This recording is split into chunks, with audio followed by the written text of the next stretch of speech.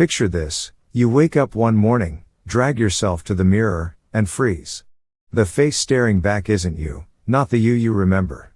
The spark in your eyes, the confidence in your smile, the sense of purpose that once defined you, it's gone. Somewhere along the way, through the wreckage of trauma, betrayal, or failure, the person you were shattered. You're left standing there, heart pounding, asking a question that cuts deeper than any wound: who am I now? And can I ever find my way back? A broken identity isn't just a moment of doubt. It's a fracture at the core of your being, a sense that you're no longer whole. Maybe it was a single blow, a betrayal that shredded your trust, a failure that crushed your dreams, or a trauma that left you feeling like a ghost in your own life. Or maybe it was a slow erosion, years of losses piling up until you woke up a stranger to yourself. Yet, in the midst of this pain, a spark of hope flickers. What if you could rebuild, not just to who you were, but to someone stronger, wiser, more authentic? Welcome to Renewed Psyche, a sanctuary for those wrestling with their inner shadows, whether it's the storm of emotional reactivity, the weight of low self-worth, or the disorienting fog of moral confusion. This isn't a channel for quick fixes or surface-level advice. Here, we dive into the depths of the human spirit, drawing on profound psychological insights, transformational frameworks like our breakthrough method and dignity test, and the timeless wisdom of thinkers who've mapped the terrain of the self. I'm not here to lecture you from a pedestal. I'm a fellow traveler, walking this path alongside you, committed to uncovering how we rise from our brokenness to reclaim our dignity and purpose. Today, we're confronting a question that haunts millions. How do you rebuild a broken identity? What does it mean to lose yourself to trauma or failure? How do the scars of betrayal, loss, or shame reshape the way you see yourself? Why do some emerge from their pain like a phoenix, stronger and more resolute, while others feel forever diminished, trapped in the ruins of who they once were? And perhaps the most profound question of all, can you truly become a new person, or are you destined to merely patch up the old one? We'll unravel these mysteries through the lens of Carl Rogers' humanistic psychology, the groundbreaking science of neuroplasticity, and the real-life stories of those who've rebuilt themselves from the ashes. From the hidden mechanics of your brain to the universal truths of the human spirit, this journey will equip you with the tools to reclaim your sense of self, and discover who you're meant to become. Stay with me until the end, because I'm going to reveal the one truth about your brain and identity that can change how you see yourself forever. You'll walk away with practical, actionable steps to start rebuilding your identity today, steps that don't just mend the cracks but forge a new self, one rooted in unshakable dignity and clarity. This isn't just a video, it's a lifeline to the person you were always meant to be. Don't turn away now. For millennia, humanity has wrestled with the question of identity.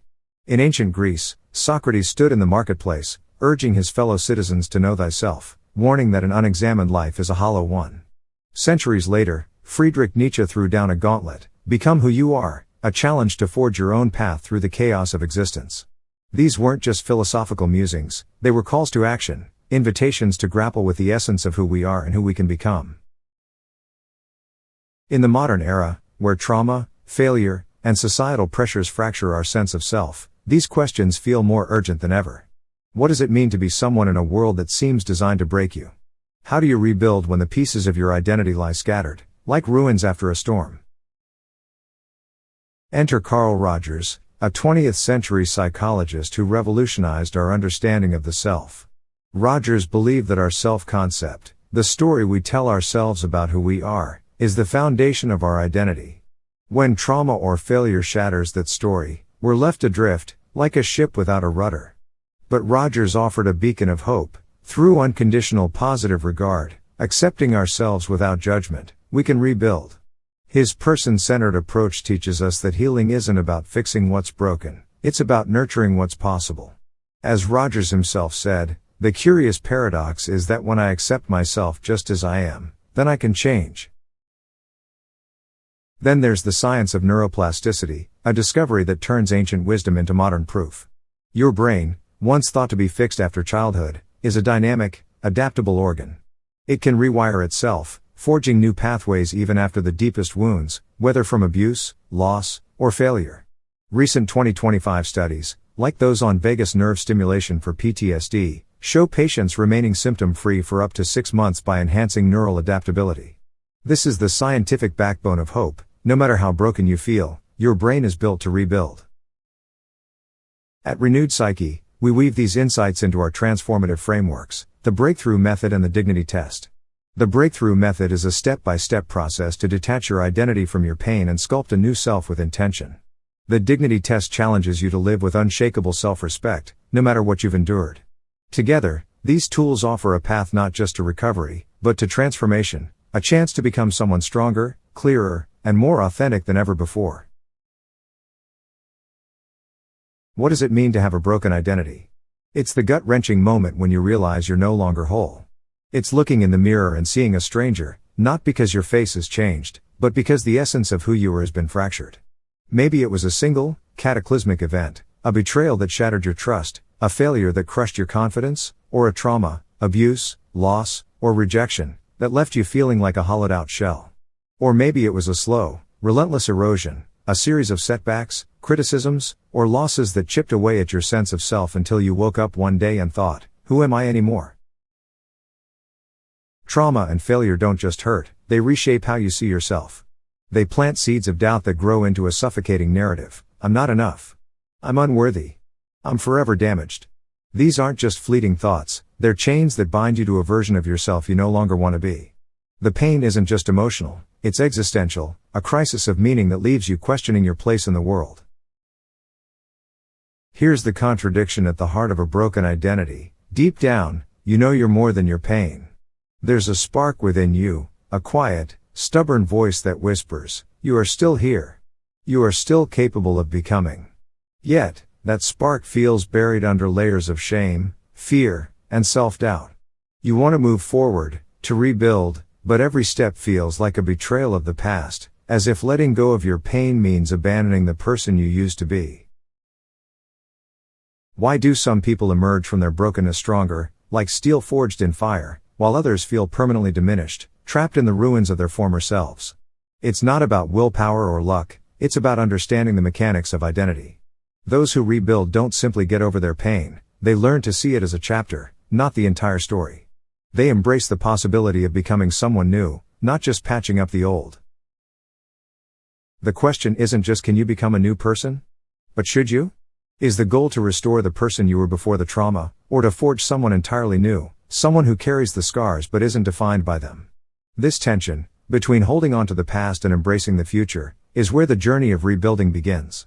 It's a journey that requires courage, clarity, and a willingness to rewrite the story you've been telling yourself. What happens to your identity when trauma strikes? It's not just an emotional wound, it's a seismic shift in the architecture of your mind. When you endure a profound loss, whether it's the death of a loved one, the collapse of a dream, or the violation of abuse, your brain doesn't merely process the event. It rewrites the story of who you are. This process, known as memory reconsolidation, is the hidden evidence that explains why trauma feels so deeply personal, so achingly permanent. Recent advances in 2025 research on fear memory erasure show how targeting specific neural circuits can dissolve traumatic memories, paving the way for new narratives. Every time you revisit a traumatic memory, whether through a flashback, a moment of shame, or a quiet moment of reflection, your brain doesn't just replay it like a dusty old film reel. It reopens the file, edits it, and saves it again, often reinforcing the narrative that you're broken. Neuroscientists have found that these memories don't just live in your mind, they shape your self-concept, the internal story that defines who you are. When that story is rewritten by pain, you start to see yourself as the victim, the failure, or the one who's not enough. Repeated failures or losses amplify this collapse.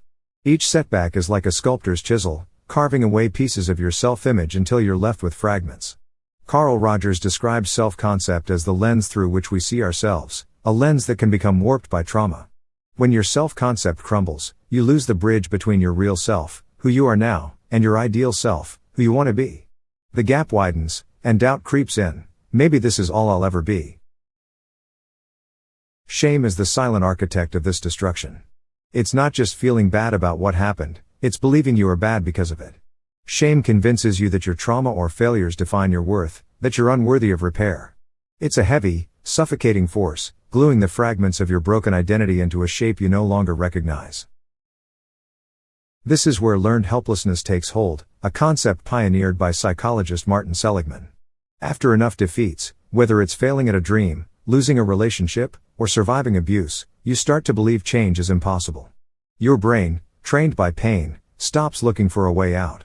It's not laziness or weakness, it's a neural pattern, a deeply ingrained belief that you're powerless to rewrite your story. This is why some cling to their broken identity, even when it hurts them. It feels safer than the uncertainty of rebuilding. But here's the hidden evidence that changes everything. Your brain is not a prison. It's a canvas. Neuroplasticity, the brain's ability to rewire itself, means that no matter how deep the wound, you can forge new pathways. A 2025 study on resilience and neuroplasticity highlights how mindfulness and exercise can rewire emotional regulation circuits, turning trauma survivors into resilient individuals. Every thought you choose, every act of courage, every moment of self-compassion creates a new connection in your brain. Carl Rogers believed in this potential, what he called the actualizing tendency, an innate drive to grow, to become more than your pain. The science of neuroplasticity backs him up. Your brain is built to rebuild, at any age, through any storm. In today's world, rebuilding a broken identity feels like running a marathon in quicksand. We live in a culture that bombards us with comparison, where social media showcases curated lives that make our struggles feel shameful. A single failure, a lost job, a broken relationship, a missed opportunity, can feel like a public verdict on your worth. For trauma survivors, the pressure is even greater. Society demands you move on, as if healing were a switch you can flip rather than a journey through uncharted terrain. These external pressures don't just sting, they reinforce the limiting narratives in your mind. Every time you see someone else's highlight reel, perfect careers, flawless families, triumphant comebacks, your brain whispers, you're falling behind. You're not enough. These thoughts aren't just fleeting doubts, they strengthen the neural pathways that keep you trapped in a broken identity. Over time, you might start to define yourself by your worst moments. I'm the one who failed. I'm the one who was hurt. I'm the one who can't move forward. This is where relationships become a lifeline. Carl Rogers' person-centered approach emphasizes the power of unconditional positive regard, being accepted without judgment, either by others or, ultimately, by yourself. In a world that tells you to hide your brokenness, this is revolutionary. It's permission to say, I am enough, even with my scars. Surrounding yourself with people who reflect your worth, not your wounds, creates a mirror that shows you who you can become. A friend who listens without judgment, a therapist who validates your journey, a community that celebrates your growth, these are the mirrors that reflect your potential. The breakthrough method at Renewed Psyche builds on this. It starts with recognizing the stories you've been told, by society, by trauma, by failure, and questioning their truth. Is this narrative mine, or was it imposed on me? Every time you challenge a limiting belief, you're not just thinking differently, you're rewiring your brain. Neuroplasticity thrives on these moments of defiance, turning small acts of courage into the foundation of a new identity. The modern world amplifies our pain, but it also offers tools for healing. Online communities, therapy, mindfulness practices, these are modern lifelines that echo Rogers' wisdom. Yet, the dilemma remains, how do you rebuild when the world seems to demand perfection? The answer lies in rejecting the demand to perform healing and embracing the messy, authentic process of becoming. Your identity isn't a product to be polished, it's a story to be written, one choice at a time. Pause and reflect, what societal pressure is holding you back from your true self right now? Society sells us a dangerous lie. To heal, you must hide your brokenness. We're bombarded with messages to fake it till you make it, to bury our pain under a veneer of positivity, productivity, or perfection. Social media glorifies the hustle, the comeback, the flawless life, leaving no room for the messy reality of trauma or failure. This is the cover-up, the myth that you can outrun your pain by pretending it doesn't exist. But this cover-up doesn't heal, it buries. Suppressing your trauma or failures only deepens the wound, reinforcing the shame that keeps you stuck. Shame is the gatekeeper of a broken identity, whispering that your flaws make you unworthy of repair. It's why so many cling to their pain, even when it hurts them. The familiar agony feels safer than the uncertainty of change. The breakthrough method flips this script with a radical truth. Your identity is not your trauma. It's not your failures. It's not the story society tells you to believe. It's a living, evolving narrative that you have the power to rewrite. The first step is to expose the lie, that you must hide your brokenness to be worthy. The dignity test challenges you to ask, what would it look like to live with unshakable self-respect, no matter what I've been through? This isn't about erasing your past. It's about refusing to let it define you. Facing your pain with courage, acknowledging it without letting it own you, dismantles the cover-up. Neuroplasticity supports this. Every time you choose self-compassion over shame, you're carving a new neural pathway, one that leads to a stronger, more authentic self.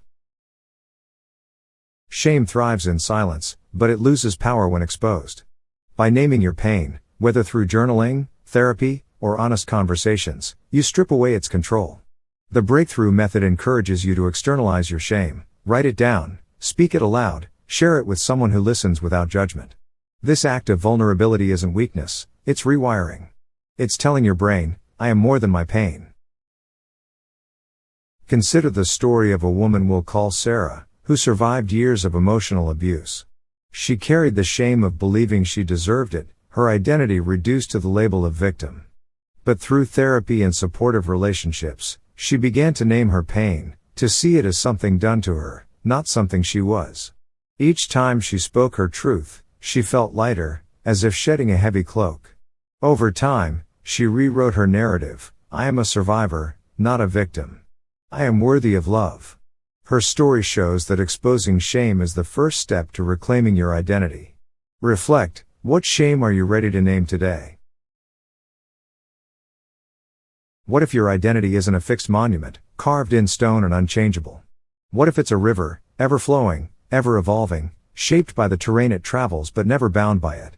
This is the bigger picture. Your identity is not a destination, but a journey of becoming. The question isn't just how do I rebuild?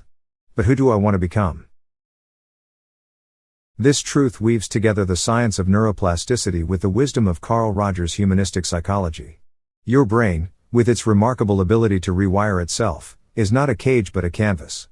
Every choice, every act of courage, every moment of self-compassion paints a new stroke in the portrait of who you are. Rogers called this the actualizing tendency, an innate drive within every person to grow, to move toward wholeness, no matter how deep the wounds. Trauma and failure may obscure this drive, but they cannot extinguish it. How do you balance remembering the past with not being imprisoned by it? The answer lies in redefining your relationship with your pain. Your trauma, your failures, they're chapters in your story, not the entire book.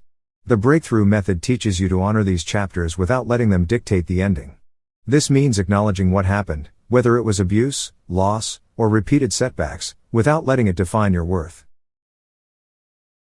Setting new values is the compass for your new identity. Ask yourself, what matters to me now? What kind of person do I want to be? Maybe it's living with integrity, pursuing creativity, or cultivating compassion. These values don't erase the past, they give you a direction that feels authentic. The dignity test takes this further, asking, what would it look like to live with unshakable self-respect, no matter what I've endured? Imagine a life where your worth isn't tied to what you've lost or what you've achieved, but to the simple, profound fact of your existence. This journey raises an existential question. What does it mean to be whole? It's not about returning to who you were before the trauma. It's about embracing who you're becoming. Neuroplasticity shows us that your brain can adapt, rewire, and grow at any age, through any pain. Rogers reminds us that growth is your birthright, an unstoppable force within you. Together, they point to a universal truth. You are not your pain, but the courage to rise above it. Your identity is yours to shape, a masterpiece sculpted from both your scars and your strengths. Here's the one truth that can change how you see yourself forever. Your brain is built to rebuild. Neuroplasticity isn't just a scientific term, it's proof that you are not bound by your past.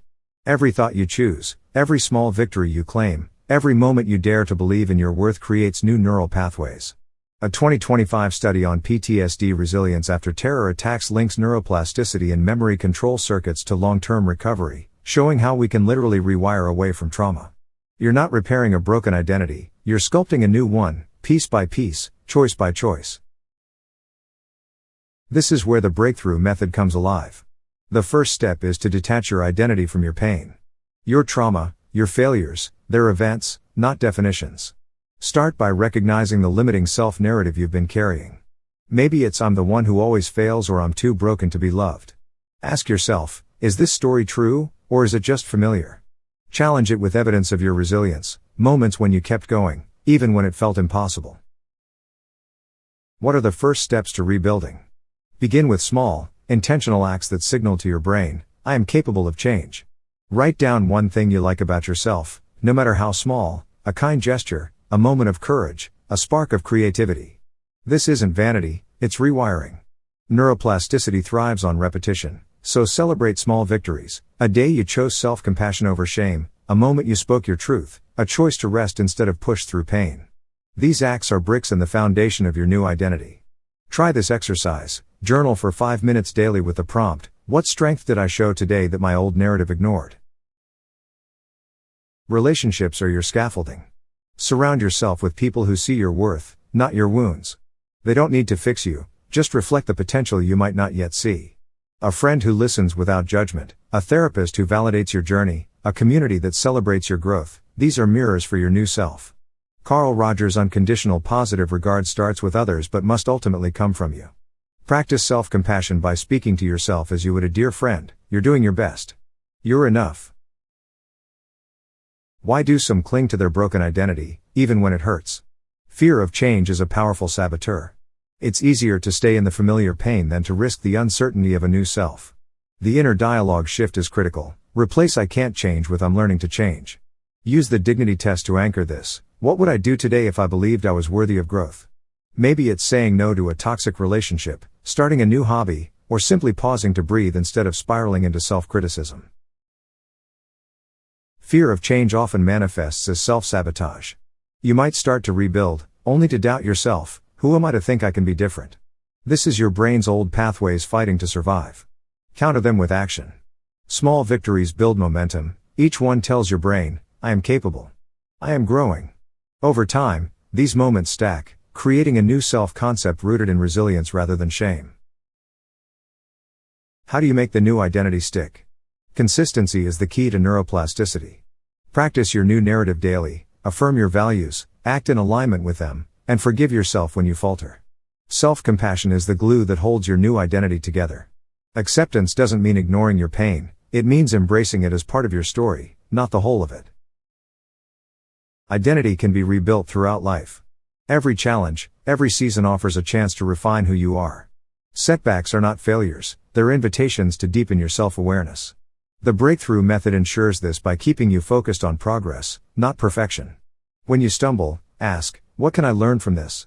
Reframe setbacks as data, not defeat, and keep moving forward. Consider Malala Yousafzai, who survived an assassination attempt by the Taliban at 15, her identity as a student and dreamer nearly erased. Yet, she rebuilt, becoming a global advocate for education, her scars a testament to her strength, as highlighted in her 2025 reflections on resilience amid ongoing global conflicts.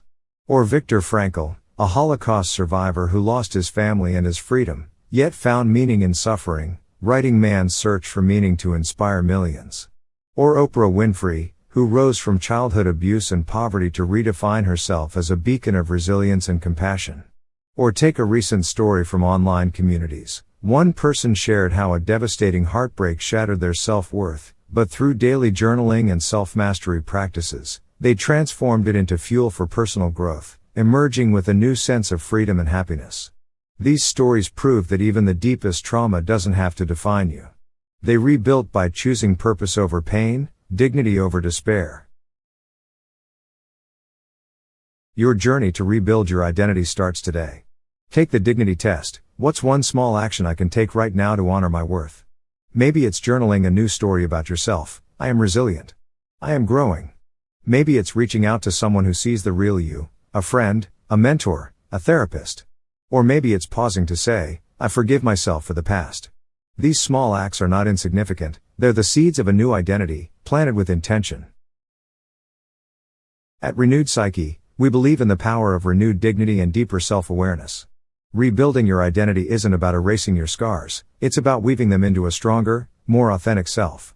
Hit that subscribe button, join our community, and let's walk this path together. Reflect on this question as you go. Who could you become if you believed your identity was yours to shape? Your new self is waiting. The pen is in your hand. Start writing your story now.